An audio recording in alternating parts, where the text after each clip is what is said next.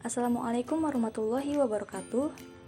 Pada video ini, saya akan menjelaskan beberapa cara dan langkah untuk memparafrasakan sebuah kutipan. Silakan disimak. Apa itu parafrasa? Parafrasa adalah cara memasukkan pemikiran orang lain ke dalam tulisan Anda tanpa menggunakan kutipan langsung. Anda bisa menggunakan parafrasa untuk membuktikan atau mendukung suatu ide. Jika ingin menggunakan parafrasa, Anda harus bisa menyajikan ide penulis asli dengan akurat dan menggunakan kata-kata sendiri. Setelah itu, pastikan Anda memasukkan sumbernya dengan benar.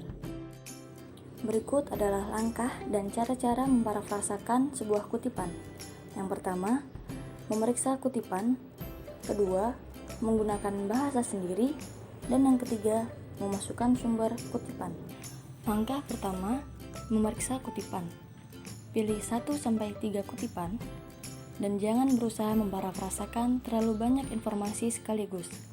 Fokuslah pada kalimat yang paling efektif dalam mendukung ide atau argumen Anda dan padatkan menjadi satu pernyataan parafrasa. Jika Anda ingin menggunakan teks yang lebih panjang, sebaiknya tulislah ringkasan. Ringkasan lebih luas daripada parafrasa karena fokus pada poin utama seluruh bagian dan meringkas teks secara keseluruhan. Parafrasa fokus pada ide atau konsep utama dalam karya yang lebih besar. Pilih kutipan yang mendukung argumen secara langsung. Misalnya, data statistik yang dimuat dalam artikel atau pendapat ahli tentang masalah yang Anda tulis. Buat anotasi kutipan dengan mengidentifikasi ide utama dan detail pendukung. Tentukan apa yang disampaikan penulis, seperti poin atau argumen utama. Kemudian, catat bagaimana cara mereka mendukung ide tersebut. Apa arti kutipan tersebut secara keseluruhan? Tulis catatan mendetail. Ini akan membantu Anda untuk memahami kutipan dan juga memadatkan catatan ke dalam satu parafrasa. Misalnya, Anda memilih kutipan ini. Di luar harapan, pemasangan lampu lalu lintas tidak mengurangi tingkat kemacetan di jalan ini. Waktu tempuh dari pusat kota ke daerah pemukiman terdekat rata-rata 40 menit sebelum lampu lalu lintas dipasang. Setelah pemasangan, rata-rata waktu tempuhnya adalah 38 menit. Perbedaan yang tidak signifikan. Dalam kutipan ini, ide utama penulis adalah lampu lalu lintas tidak menyelesaikan masalah kemacetan di jalan tersebut. Dan detail pendukungnya adalah statistik berupa waktu tempuh yang tidak terlalu berbeda sebelum dan setelah pemasangan. Parafrasakan kutipan jika kata-katanya tidak lebih penting daripada ide itu sendiri. Jika Anda bisa mengekspresikan ide yang sama dengan kata-kata berbeda, sebaiknya gunakan parafrasa. Ini akan memastikan kata-kata Anda lebih banyak, dan Anda tidak perlu memasukkan terlalu banyak kutipan. Parafrasa merupakan ide terbaik untuk mengutip data, fakta, atau statistik. Anda bisa menggunakan parafrasa untuk menghindari terlalu banyak kutipan langsung. Parafrasa memadatkan ide dalam kutipan dan mengubah bahasa orisinal. Parafrasa tetap harus diberi referensi. Jika tidak, berarti Anda melakukan plagiarisme. Misalnya, gunakan kutipan langsung pada dialog, puisi, pidato, atau frasa unik. Sementara itu, informasi lain bisa diparafrasakan. Hindari parafrasa jika frasa kutipan langsung itu penting. Kutipan langsung lebih penting jika Anda membutuhkan kata-kata asli penulis untuk mempertahankan makna, otoritas ahli yang menyatakannya, dan penyusunan kata yang mengesankan. Misalnya, Anda bisa mengutip langsung kata-kata Soekarno.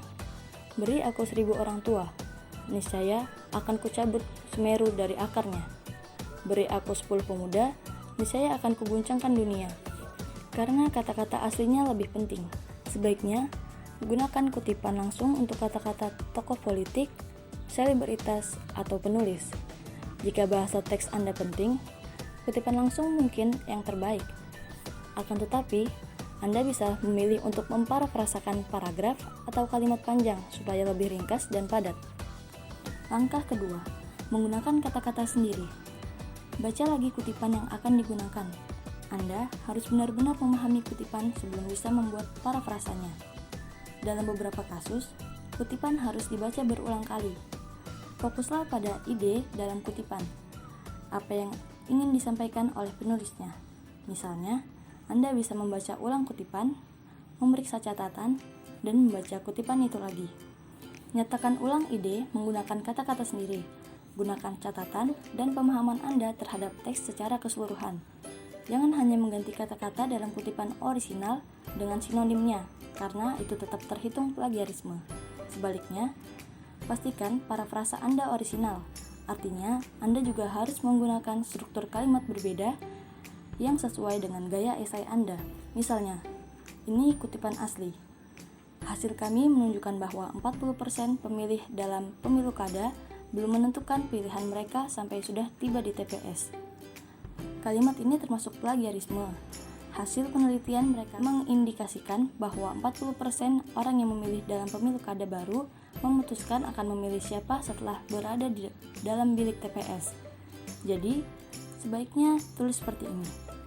Berdasarkan studi ini, 40% masyarakat menunggu sampai mereka sudah berada di TPS pemilu kada untuk memilih siapa yang akan memimpin mereka. Lalu, bandingkan parafrasa Anda dengan kutipan asli. Baca kedua kalimat tersebut dengan bersuara dan pastikan idenya sama, tetapi kata-katanya berbeda. Parafrasa harus cukup beda supaya tidak termasuk plagiarisme, tetapi tidak menyimpang dari maksud si penulis. Revisi lagi jika Anda tidak yakin apakah parafrasa sudah cukup mencerminkan kutipan asli. Dan cobalah meminta orang lain membaca kutipan langsung dan parafrasa Anda. Minta masukan tentang apakah parafrasa Anda sudah cukup merefleksikan ide dari penulis. Pastikan parafrasa Anda mencerminkan maksud penulis. Kadang, tanpa sadar, parafrasa keluar dari konteks kutipan sehingga tidak sesuai dengan maksud penulis. Parafrasa tersebut mendukung argumen Anda, tetapi tidak akurat. Apapun yang dikutip dari suatu sumber harus mencerminkan maksud penulis asli dalam konteks karyanya secara keseluruhan.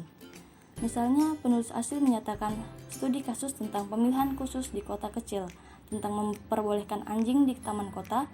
Di dalamnya ada kutipan, ketika kami berbicara dengan masyarakat yang memilih menentang, kami mendapati sebagian besar dari mereka tidak bermasalah dengan keberadaan anjing itu sendiri.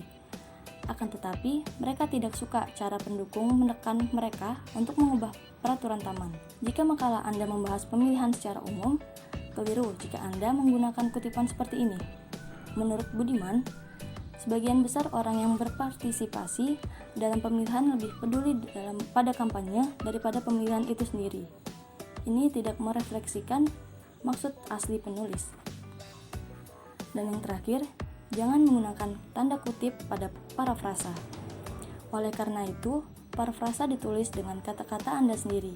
Tidak perlu menggunakan tanda kutip untuk mengapitnya. Tulis saja seperti bagian teks lain yang menggunakan bahasa Anda sendiri.